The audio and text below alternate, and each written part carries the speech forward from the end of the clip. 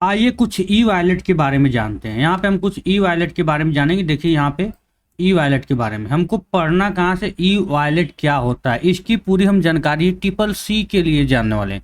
क्योंकि आपको पता है कि पूरे क्वेश्चंस आपके यहीं से आते हैं। लगभग जो क्वेश्चंस आते हैं ट्रिपल सी में आपकी इंटरनेट से आते हैं। तो मैं पूरी वीडियो कंप्लीट बनाने वाला हूँ। वीडियो को लास्ट तक देखना, चैनल को पहली बार तो सब्सक्राइब कर लेना। हेलो दोस्तों, कैसे हो आप? मैं पंकज आपका स्वागत करता हूँ पंकज 98 एजुकेशन में। आज हम लोग ट्रिपल सी का डे 11 पढ़ने वाले हैं। यहाँ पे हम लोग ई वॉलेट के बारे में पढ़ेंगे। वीडियो स्टार्ट करने से पहले चैनल को सब्सक्राइब कर लेना। तो चलिए वीडियो को हम लोग स्टार्ट करते हैं। यहाँ पे देखो, ई वॉलेट के बारे में हम बात करेंगे कि ई वॉलेट होता क्या। उससे पहले मैं बता दूं कि आप गूगल में जाके पंकज 98 एजुकेशन सर्च कर लेना, यहाँ पे आ जाना। ये देखो पूरी सीरीज चली है जो ट्रिपल सी का, भाई साहब इसको आप जरूर एक बार पढ़ लेना। प्लेलिस्ट में जाना, पहली प्लेलिस्ट आपको मिल जाएगी यहाँ पे, या जो भी होगा ट्रिपल सी एग्जाम मई जून लिखा होगा। अब मेरी बात को ध्यान से सुनना।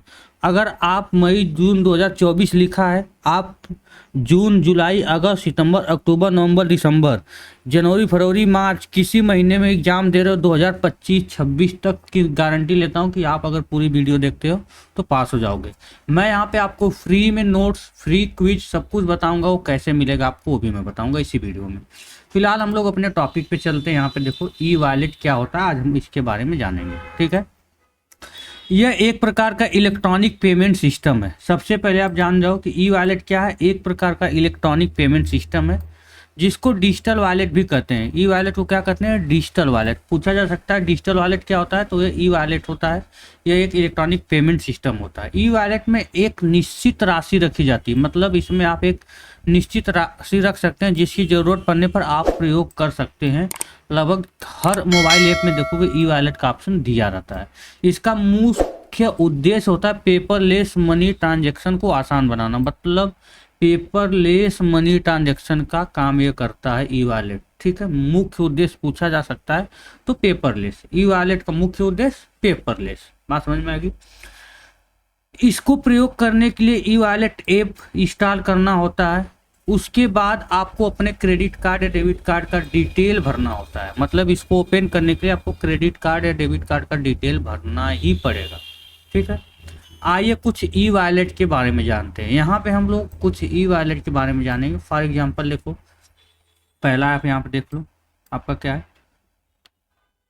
पेटीएम। मैं जूम कर देता हूँ।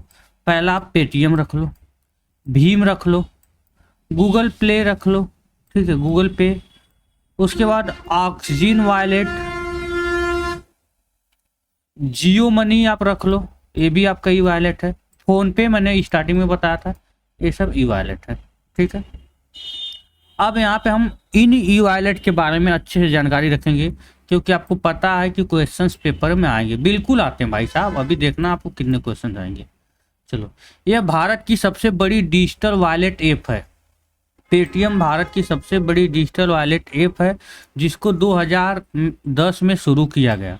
यह ई कॉमर्स ट्रांजैक्शंस की सुविधा प्रदान करता है। ठीक, यह आरबीआई में पेमेंट शुरू करने के लिए लाइसेंस पाने वाली पहली कंपनी, मतलब आरबीआई से ये पहली कंपनी जो है कि लाइसेंस पाई थी इस चीज़ को शुरू करने के लिए। 2010 में विजय शेखर शर्मा द्वारा शुरू किया गया। यह पेमेंट ऐप के साथ शॉपिंग वेबसाइट भी है। मतलब आपसे पूछा जा सकता है निम्नलिखित में से कौन सा ई वॉलेट के साथ साथ शॉपिंग वेबसाइट भी है, तो आपको वहाँ पे फ़ोन पे गूगल पे बहुत सारा मिल जाएगा। उसमें आपको किसको खोजना है? पेटीएम को भाई साहब, पेटीएम। ध्यान देना, पेटीएम आपको रहना चाहिए। ठीक है, फोन पे, यह यूपीआई आधारित डिजिटल पेमेंट ऐप है। यह यूपीआई आधारित डिजिटल पेमेंट ऐप है। दिसंबर 2015 में शुरू किया गया। इसके माध्यम से आप बिल पेमेंट, ऑनलाइन खरीदारी आदि कर सकते हैं। यह अंग्रेजी, मराठी, हिंदी आदि भाषाओं में उपलब्ध भी है। ठीक है, भीम ऐप, इससे क्वेश्चन बहुत ज़्यादा आते हैं। देखो, यह आरबीआई द्वारा, एनपीसीआई द्वारा 2016 दिसंबर में लॉन्च किया गया। कब? 2016। यह यूपीआई पर आधारित भारत का सबसे अच्छा डिजिटल वॉलेट में से एक है। यह वीपीएस का उपयोग करके पैसा लेन देन की सुविधा करता है। मैंने बोला था विदाउट इंटरनेट। ठीक है, भारत में कैशलेस इकोनॉमी बनाने में इस ऐप की महत्वपूर्ण भूमिका रही है। ठीक है, यह प्रधानमंत्री नरेंद्र मोदी द्वारा 30 दिसंबर 2016 में लॉन्च किया गया। पूछा जा सकता है कि नरेंद्र मोदी द्वारा कौन से ऐप को लॉन्च किया गया था ई वॉलेट को, तो भीम ऐप को। ठीक है, इसमें बिना इंटरनेट का भी पैसा का लेन देन कर सकते हैं, मैंने पहले बता दिया, ये भी ऑप्शन में आएगा आपके। इसमें क्यूआर कोड को भी जनरेट कर सकते हैं, हालांकि सब में कर सकते हैं, लेकिन पूछा जाए कि बिना इंटरनेट का किस में पैसा का लेन देन कर सकते हैं, तो भीम ऐप में कर सकते हैं। किस में? भीम ऐप में। ठीक है, गूगल पे, इसकी शुरुआत जनवरी 2018 में हुई। यह सबसे अच्छे डिजिटल ऐप में से एक है। इसमें आप आसानी से यूपीआई का उपयोग करके पैसा का लेन देन कर सकते हैं। मोबाइल रिचार्ज, बिल पेमेंट कर सकते हैं। इसमें आप मोबाइल रिचार्ज भी कर सकते हैं, बिल पेमेंट भी कर सकते हैं, और लगभग ये सुविधाएं सब ऐप में आ गई, ये सब कॉमन हो गए हैं। ठीक है, आईआरसीटीसी, इसको देख लो एक बार। आईआरसीटीसी को इंडियन रेलवे के केटरिंग एंड टूरिज्म कॉर्पोरेशन 9 अक्टूबर 2024 को जारी किया गया था। कब? 2014 को। इसमें आप भारतीय रेल टिकट को सर्च करने, बुकिंग करने, देखने, रद्द कर सकते हैं तथा अपनी सीट की उपलब्धता की जांच भी कर सकते हैं। ये तो आपको पता है। अब यहाँ पे आ जाओ, इससे क्वेश्चन आते हैं, ज़्यादा जरूरी है। डिजी लॉकर, यह आधार कार्ड और मोबाइल नंबर दोनों से जुड़े सभी सरकारी डॉक्यूमेंट को संग्रहित करने के लिए बनाया गया है। 1 जुलाई 2015 को लॉन्च किया गया। इसको कब लॉन्च किया गया? 1 जुलाई 2015 को। इसमें आपको 1 GB का स्पेस मिलता है। कितना? 1 GB का। शुरुआत में यह 100 MB का स्पेस मिलता था। ये भी पूछा जा सकता है कि डिजी लॉकर में शुरुआत में कितना MB का, कितना स्पेस मिलता था? तो 100 MB मिलता था। ठीक है, अब अगला टॉपिक जो हमारा है यहाँ पे, internet banking, NEFT, RTGS, IMPS. याद रख लो भाई साहब, पहले इनका full name, national electronic fund transfer. NEFT का फुल नेम पूछा गया पेपर में, आप उठा के देख लो सबसे ज़्यादा। अभी तक वीडियो को लाइक शेयर नहीं किया तो लाइक शेयर कर लेना। दूसरी चीज़, अगर आपको कोई भी कंप्यूटर कोर्स करना हो और उसका सर्टिफिकेट आपको अपने घर पे मंगाना हो, तो यहाँ पे देखो हमारी ऑफिशियल वेबसाइट है, गूगल में पंकज 98 टाइप कर लेना। यहाँ पे आके किसी भी कोर्स को आप ज्वाइन करके उसका घर पे हार्ड कॉपी सर्टिफिकेट मंगा सकते हो।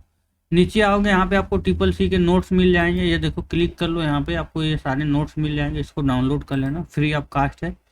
CCC क्विज पे क्लिक करना, यहाँ पे ओवर ऑल क्विज पे, ओवर ऑल एग्जाम नहीं है, ओवर ऑल क्विज पे जाना और यहाँ पे अपना क्विज दे के आप अपना टेस्ट दे के आप अपना मार्क पता कर सकते हो। ठीक है, फिलहाल हम अपने टॉपिक पे चलते हैं।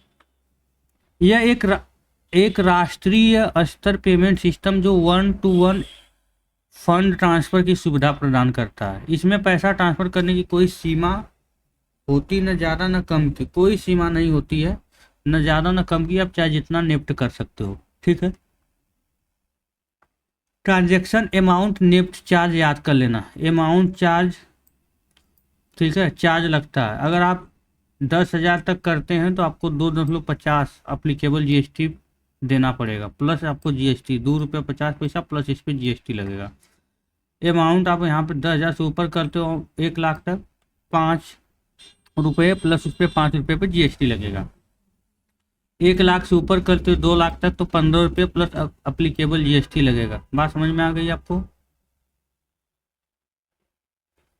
अमाउंट 2 लाख से ऊपर आप करते हो तो यहाँ पे 25 प्लस, 5 लाख से अधिक करते हो तो यहाँ पे आपको ₹25 प्लस अप्लीकेबल GST देना होगा। नोट या चार्ज समय पर बदलती रहती है, इसलिए नेफ्ट भेजने से पहले अपने बैंक से सलाह ले लें। बिल्कुल सही बात।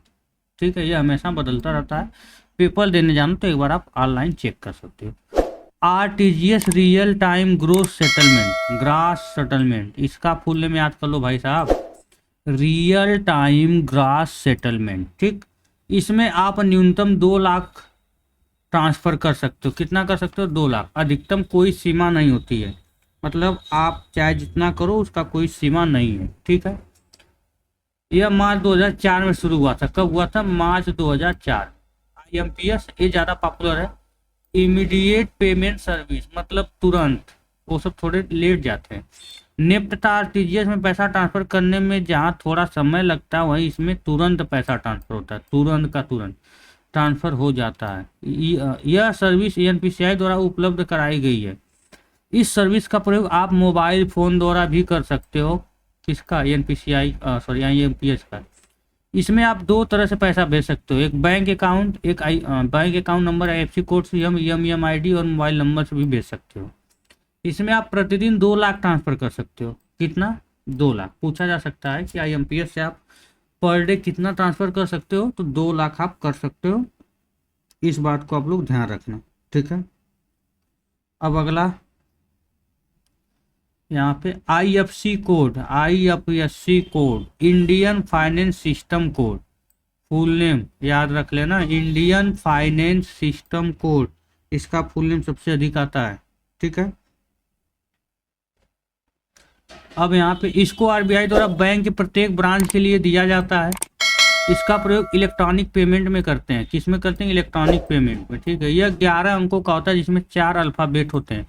सबसे ज़्यादा यह इंपॉर्टेंट भाई साहब, मैं इसको एकदम हाईलाइट करता हूँ। आपसे पूछा गया पेपर में आईएफएससी कोड कितने अंकों का होता है? 11 अंकों का। उसमें अल्फ़ाबेट कितने होते हैं? 4 अंक होते हैं। तो 7 4 11, बाकी क्या हो गए नंबर आपके? 7 अंक डिजिट, ठीक। MIID, mobile money identifier, mobile money identifier full name इसका याद कर लेना, क्योंकि बहुत ही ज़्यादा जरूरी है यह, ठीक है। अगर आप फुल नेम नहीं याद करते हो तो आप बहुत ज़्यादा पछताओगे, ठीक है। यह 7 अंकों का होता है। MIID कितने का होता है? 7 अंकों का होता है। इसका प्रयोग आईएमपीएस द्वारा पैसा ट्रांसफ़र करने के लिए किया जाता है। इसका प्रयोग किसके द्वारा? आईएमपीएस के द्वारा, ठीक है। फुल नेम सबका याद करना। अब आ जाओ, बहुत ही इंपॉर्टेंट टॉपिक यहाँ पे आपकी होने वाली है, जो है आपका यहाँ पे डेटा कम्युनिकेशन एंड नेटवर्किंग। उसके पहले वीडियो को लाइक और शेयर कर लो आप लोग, चैनल पे पहली बार तो सब्सक्राइब भी कर लेना। Data communication and networking, data संचार और नेटवर्किंग इसको हिंदी में कहते हैं, ठीक है।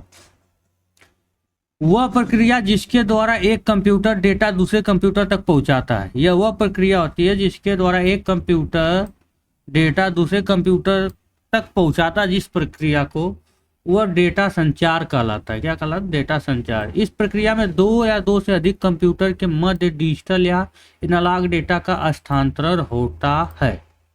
डेटा को एक स्थान से दूसरे स्थान तक सिग्नल के माध्यम से पहुंचाया जाता है। सिग्नल मुख्य रूप से 3 प्रकार के हैं। बात को ध्यान से सुनना, डेटा को जो है एक स्थान से दूसरे स्थान तक किसके द्वारा पहुंचाया जाता है? सिग्नल के द्वारा। किसके द्वारा? सिग्नल के द्वारा, ठीक है। दूसरी चीज, सिग्नल मुख्य रूप से 3 प्रकार के होते हैं। यहाँ पे भी आया है इससे, digital signal, analogue signal, hybrid signal. Digital signal, analogue signal, hybrid signal, ठीक है। अब डिजिटल सिग्नल, इसमें डेटा का इलेक्ट्रॉनिक रूप में आदान प्रदान किया जाता है, जो बाइनरी के रूप में होता है, 0 और 1। पूछा जा सकता है डिजिटल सिग्नल किस रूप में होता है? तो बाइनरी के रूप में 0 और 1, ठीक।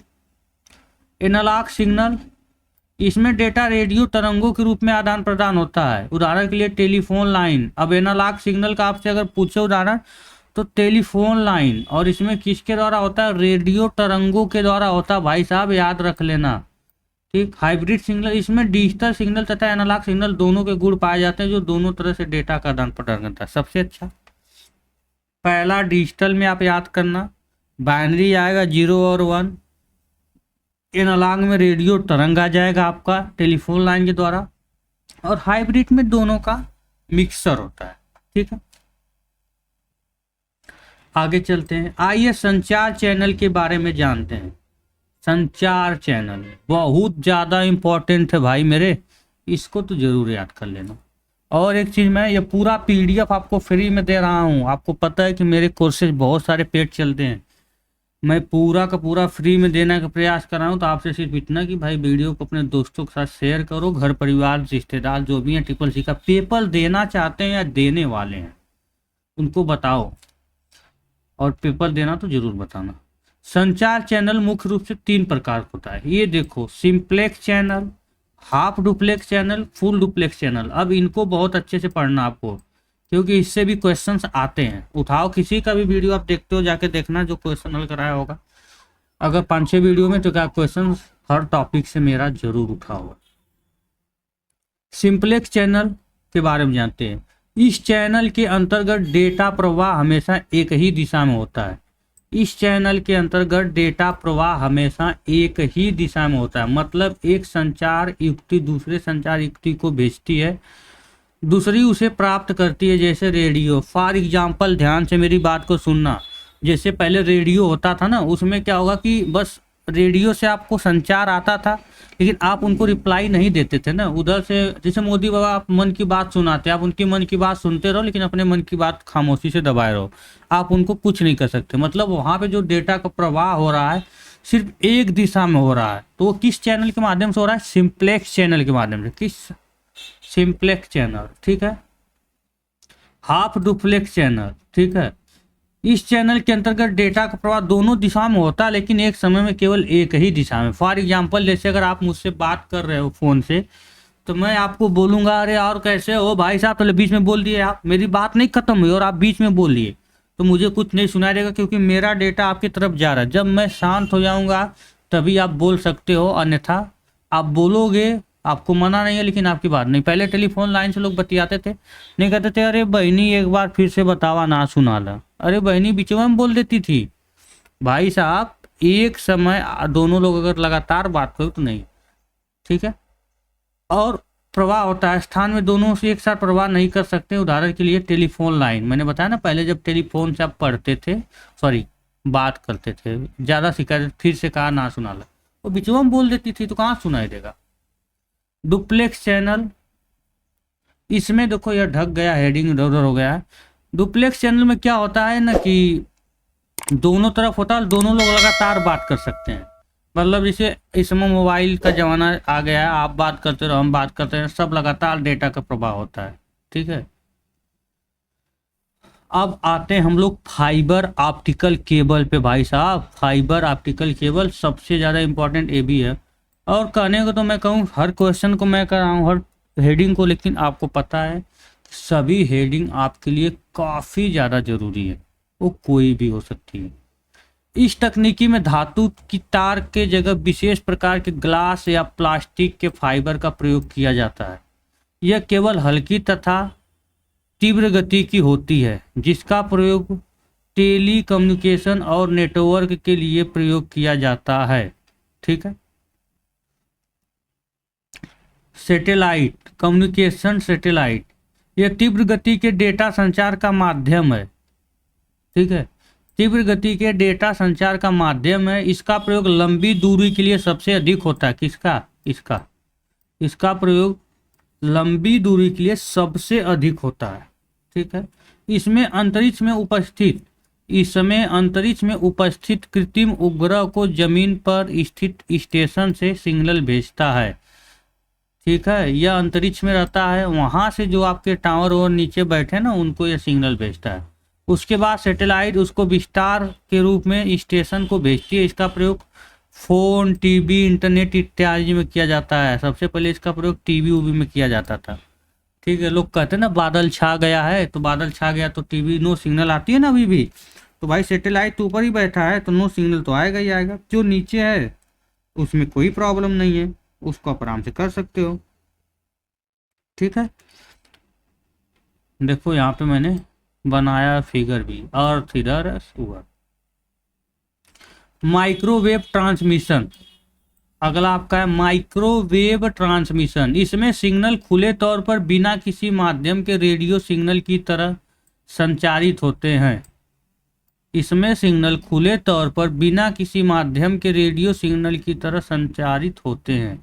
इसमें सूचना का आदान प्रदान आवृत्तियों के माध्यम से होता है। किसके माध्यम से होता है? आवृत्ति के माध्यम से, ठीक। अगला ऑपरेटिंग सिस्टम। भाई साहब अब तो आपको ऑपरेटिंग सिस्टम पढ़ना ही पड़ेगा, क्योंकि यह बहुत ही ज़्यादा जरूरी है। यहाँ से भी बहुत सारे क्वेश्चंस आते हैं। यह वीडियो आपकी थोड़ी लंबी तो हो रही है, लेकिन आपको काफ़ी ज़्यादा जरूरी है सारी चीज़ों को जानने के लिए, ठीक है। यह एक प्रकार का सिस्टम सॉफ्टवेयर है। इसका मुख्य कार्य यूजर व कंप्यूटर हार्डवेयर के बीच इंटरफेस बनाए रखना निम्नलिखित प्रकार के होते हैं, जो निम्नलिखित प्रकार के होते हैं, ठीक है। Single user operating system MS DOS window NT 2000 single user operating system के उदाहरण यहाँ पे पहले इसको आप नोट डाउन करो क्योंकि ये पेपर में आएगा। Single user operating system, multi user operating system, Unix VMS, Unix VMS आपको ये पता होना चाहिए, ठीक है। Multitasking operating system, multitasking operating system Microsoft window, क्या है Microsoft window. Real time sharing operating system में RT Linux, VX work, QNX याद कर लेना। टाइम शेयरिंग ऑपरेटिंग सिस्टम में आप याद कर लेना मैक OS ऑपरेटिंग सिस्टम, ठीक है। बैच प्रोसेसिंग ऑपरेटिंग सिस्टम में DOS, IBM internet business machine, यहाँ पे disk operating system full name याद कर लेना, ठीक है। Disk operating system international business machine, इसका भी IBM का भी फुल नेम याद कर लेना। मल्टी प्रोसेसिंग ऑपरेटिंग सिस्टम में लाइनक्स और यूनिक्स आएगा, क्या आएगा लाइनक्स और यूनिक्स आएगा। मल्टी प्रोग्रामिंग ऑपरेटिंग सिस्टम में आपका आ जाएगा लाइनक्स और यूनिक्स, इसमें भी आपका लाइनक्स और यूनिक्स आएगा। कुछ महत्वपूर्ण ऑपरेटिंग सिस्टम, आइए इनके बारे में हम लोग जानते हैं, ठीक है। परीक्षा में पूछे जाते, मैंने यहाँ पे लिख भी दिया है लाइनक्स, ठीक। इस ऑपरेटिंग सिस्टम को 1991 ईस्वी में लाइन्स टोरावाल्डस द्वारा विकसित किया गया। इसका प्रयोग मुख्य रूप से सर्वर के लिए होता है। पूछा जाए कि मुख्य रूप से सर्वर के लिए किस ऑपरेटिंग सिस्टम का प्रयोग होता है, तो लाइनक्स को भाई साहब याद कर लेना। सर्वर के लिए मुख्य रूप से किस ऑपरेटिंग सिस्टम का प्रयोग होता है, लाइनक्स का, ठीक है।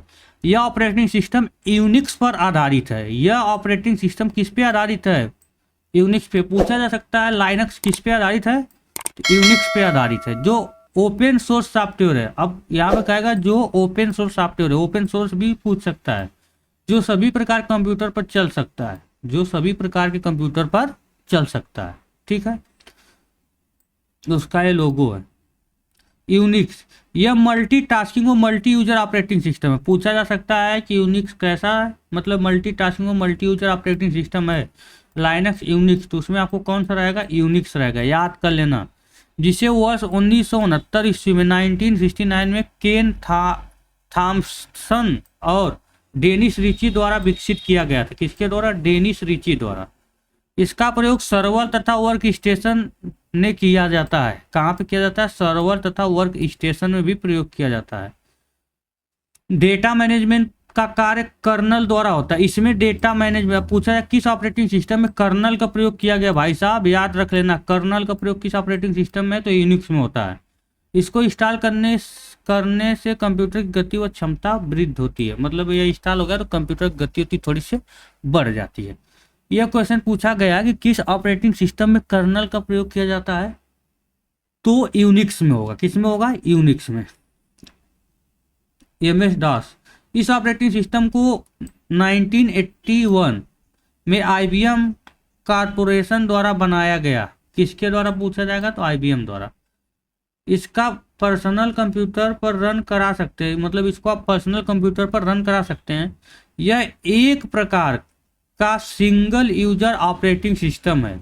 इसमें किसी भी प्रकार का कोई ग्राफिक नहीं पाया जाती। पूछा जाएगा निम्नलिखित में से किस ऑपरेटिंग सिस्टम में कोई ग्राफिक नहीं पाई जाती, तो MS DOS में पूछेगा। MS DOS GUI आधारित ऑपरेटिंग सिस्टम है।